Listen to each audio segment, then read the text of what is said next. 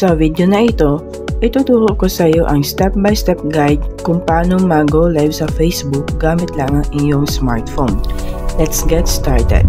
Narito ang step-by-step kung paano mag-live sa Facebook. Una, buksan mo ang iyong Facebook app sa iyong smartphone. Dapat naka-login ka sa iyong account.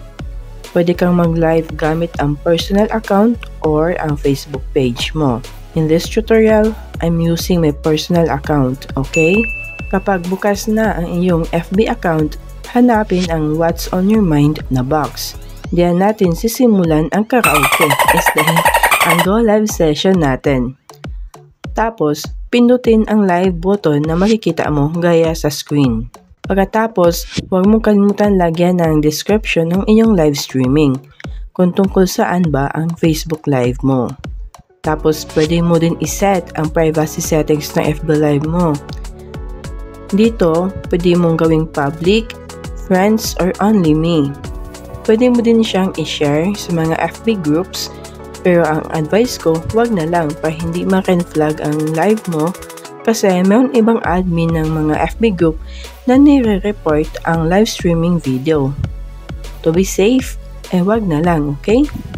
Sa right side ng screen mo, makikita mo ang mga iba pang settings gaya ng flash.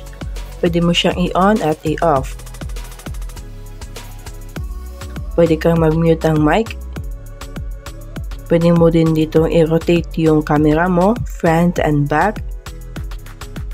Mag-add ng stickers at text.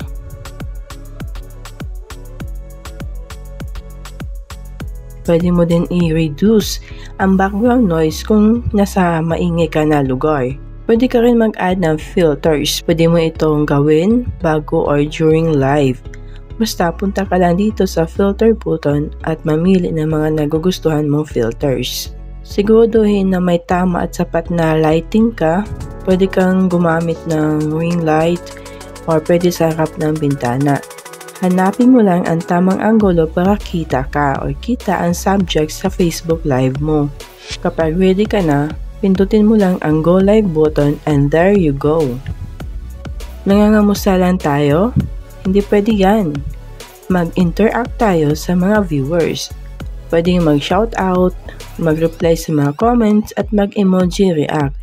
Depende na yan sa'yo para ma-engage ang mga viewers mo.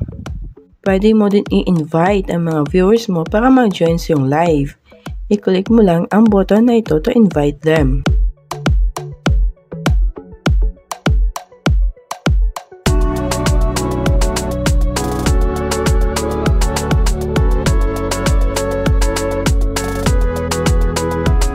Kung gusto mong i-share ang inyong live, click mo lang ang share button para mas marami pang makapanood ng live mo.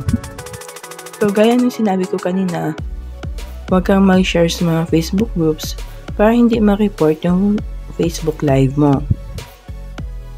Bago tayo magpaalam, huwag kalimutang magpasalamat sa mga sumubaybay at nanood ng Facebook Live mo. Kapag ready ka nang magpaalam, iswipe lang pakanan at pindutin ang finish button. At Viola, hindi lang ikaw ang naging happy, pati sila rin. Di ba ang dali lang mag-Facebook Live? So yan mga sis, ang epic guide kung paano mag-go live sa Facebook gamit ang iyong smartphone. Remember, basta may positive mindset at willingness to learn, ay malayo ang mararating mo. Kung may natutunan ka sa video na ito, huwag kalimutan mag-like, mag-subscribe, at i-share ang video na to sa lahat ng iyong mga friends. Kung gusto mong matuto kung paano kumita sa Facebook Reels, pindutin lang ang video na ito. This is Rose and I'll see you on my next video.